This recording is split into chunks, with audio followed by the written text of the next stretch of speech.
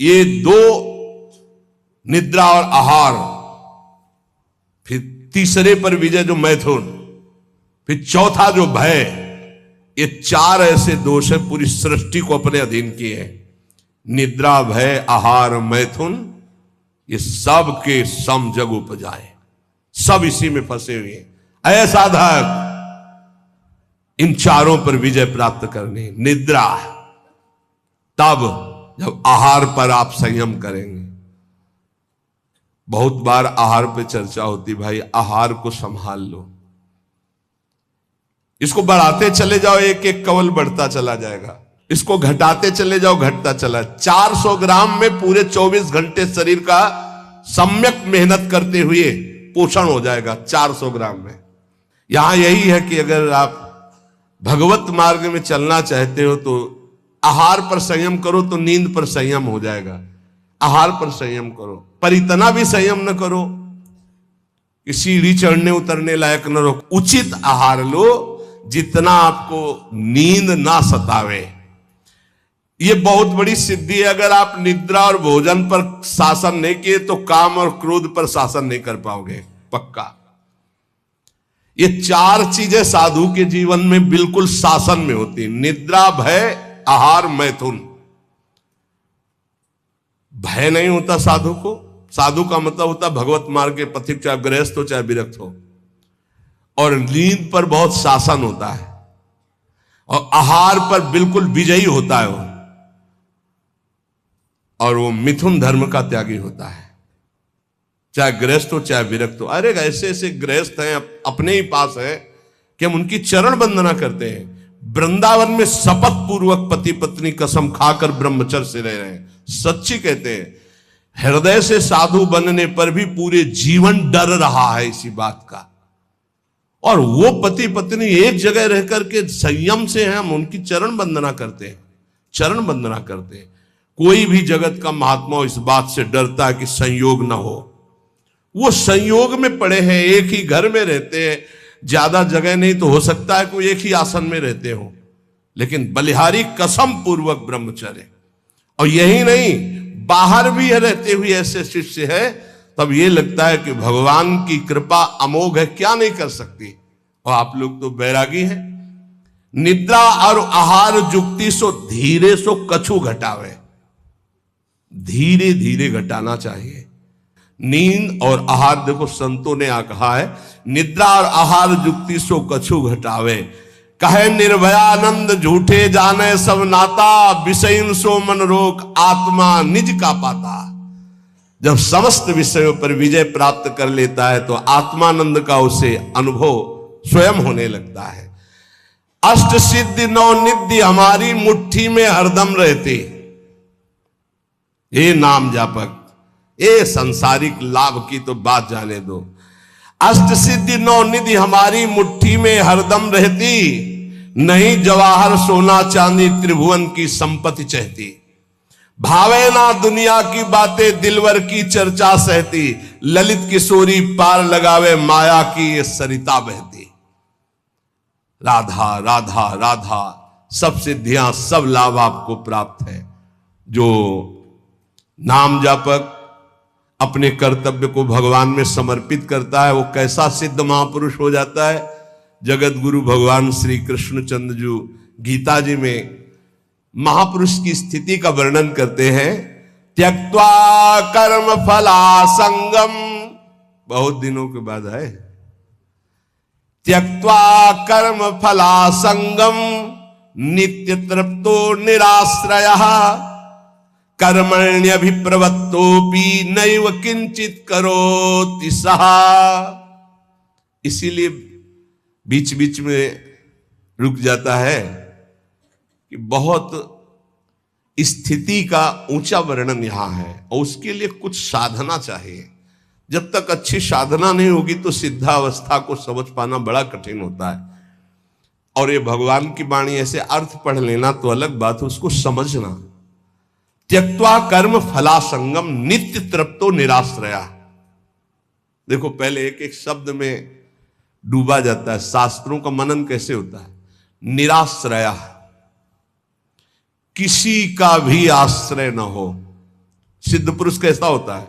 निराश्रित होता है, एकमात्र अपने स्वरूप में स्थित या भगवान में स्थित, सब अन्य आश्रय रहते। और यहां एकमात्र भगवान ही का आश्रय नहीं और सब आश्रय है। देख लो अंदर से। सिद्ध पुरुष कहता होता है नित्य तृप्तो, कभी कोई चाह ही नहीं होती, जैसे गले तक छका हो फिर उसको कुछ भी नहीं। नित्य तृप्तो त्यक्त्वा कर्म फलासंगम, किसी भी कर्म की कोई भी फल की आशा नहीं रहती। कर्मण्य भी प्रवत्तोपि नयु किंचित करोतिशा, अच्छी तरह कर्म करता हुआ भी वो किसी कर्म का कुछ फल नहीं चाहता। स्वाभाविक केवल भगवत प्रेरणा से कर्म हो रहे हैं, उनके कोई फल की इच्छा नहीं, क्योंकि जो सब कर्मों का परम फल है वो भगवान का साक्षात्कार उनको प्राप्त हो गया है। ये सिद्ध पुरुष के लिए श्लोक गाया गया है। जो कर्म और कर्म फल की आसक्ति का त्याग करके सब आश्रयों से रहित सदा तृप्त रहता है, फिर भी वो अच्छी तरह शास्त्राज्ञा के अनुसार कर्म करता है, पर किसी भी कर्म फल की कोई आकांक्षा नहीं है, वो सिद्ध हुआ पुरुष कहा जाता है। श्री भगवान कह रहे हैं। लेकिन यहां उल्टा है। अगर हम कोई भी कर्म करेंगे तो पहले हमारा जो सोच होगी वो उसके फल पे होगी। ये सोच नहीं होगी कि हमारा धर्म है इसका पालन करना।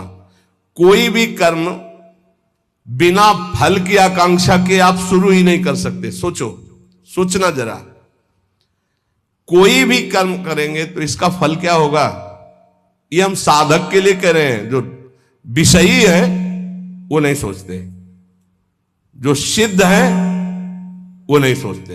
दोनों बात समझना। जो विषयी है वो नहीं सोचते कि इसका परिणाम क्या होगा, जेल मिलेगी कि दुर्गति होगी कि नरक जाएंगे कि शरीर नष्ट हो जाएगा, ये कुछ नहीं सोचते। जो सिद्ध है वो पूर्ण तृप्त है, इसलिए केवल शास्त्र सम्मत कर्म करते हैं, वो फल की आकांक्षा या फल की सोच ही नहीं रखते। जो बीच में है, ना पूरे विषयी है ना पूरे साधक है, वो पहले फल सोचते हैं। परिक्रमा का क्या फल होगा, सत्संग का क्या फल होगा, यह करेंगे तो इसका फल क्या होगा। फल पर दृष्टि रखने वाला अध्यात्म को धारण नहीं कर पाता है। भगवान कह रहे कर्मण्येवाधिकारस्ते, तुम कर्म से केवल अपना अधिकार रखो, फल के ऊपर नहीं। फल में सुख दुखे समय कृत्वा लाभा लाभो जया जयो, जय या पराजय, लाभ या हानि, सुख या दुख, इसमें समान भाव रखो। यह अध्यात्म, और यह तो सिद्ध पुरुष का लक्षण है। अब यहां ध्यान देना है, मैं कर्म करता हूं, ये कर्म मेरे लिए है और इसका अमुक फल मिलेगा, ऐसी जन साधारण साधक की स्थिति रहती है। ये उसके बंधन का कारक है, चाहे जितना बड़ा कर्म कर ले। ध्यान से सुनना, ये गीता जी है। ये मैं कर्म कर रहा हूं, इस कर्म का मेरा ये फल होगा, वो कर्म फल का और कर्म कर्ता बनने के कारण चाहे जितना ऊंचा कर्म करे वो बंधा ही रहेगा, मुक्त नहीं होगा। भले शुभ कर्म किया तो देवलोक जा, तपलोक जा, पर आना तुझे मृत्यु लोक में ही पड़ेगा। लेकिन जो सिद्ध महापुरुष होता है, परिक्रमा चलो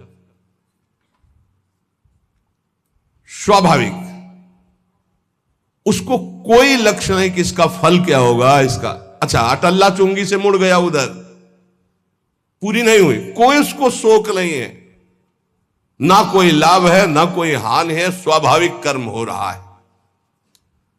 क्यों?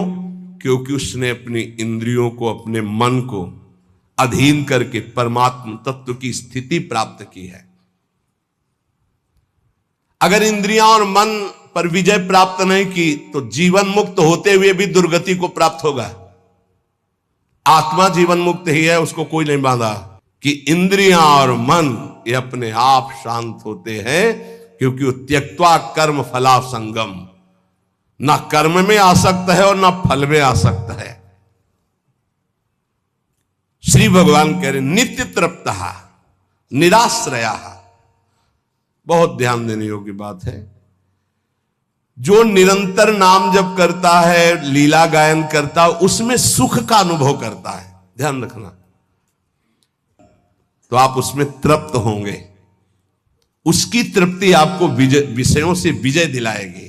ध्यान देना, कथा सुनना, कथा करना, नाम जप करना, नाम कीर्तन करना, सेवा, इन सब से आत्म सुख की प्राप्ति होती। स्वांता सुखाय तुलसी। इस आत्म सुख के बल पर हम विषयों से विजय प्राप्त करते हैं।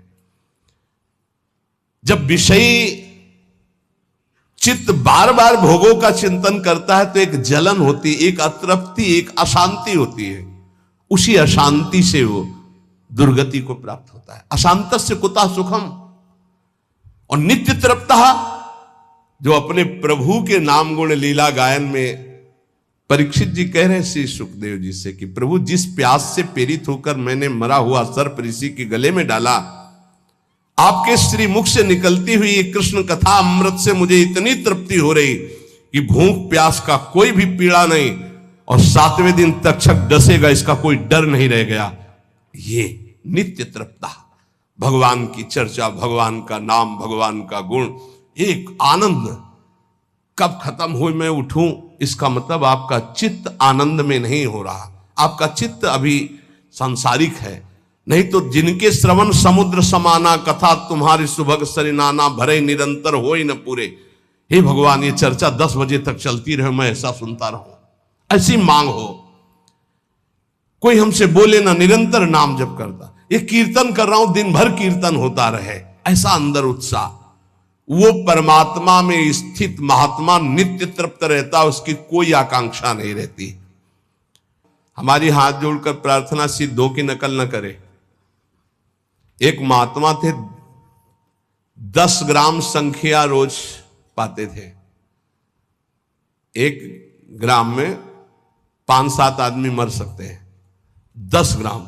उड़िया बाबा को लगा कि गप होगी ऐसी, कैसे कोई 10 ग्राम संख्या जहर धतूरा खा सकता है।